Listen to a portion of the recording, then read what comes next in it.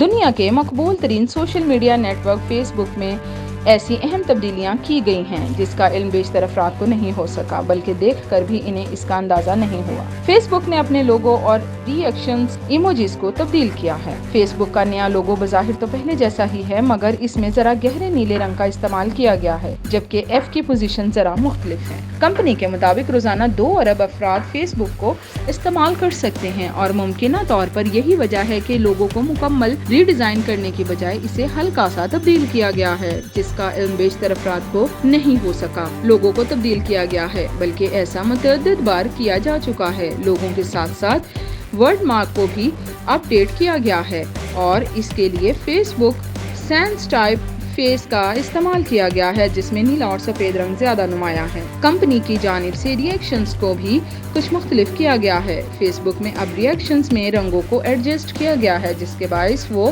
کچھ مختلف محسوس ہو رہے ہیں۔ یہ نئی تبدیلیاں فیس بک کے ڈیسک ٹاپ ورژن میں تو دستیاب ہیں، البتہ ایپ میں بتدریج تبدیلیاں لائی جائیں گی۔ کمپنی نے یہ اندیا بھی دیا ہے کہ آنے والے مہینوں میں فیس بک ایپ کو مکمل تبدیل کیا جا سکتا ہے اور یہ فیچرز بتدریج صارفین کو دستیاب ہوں گے۔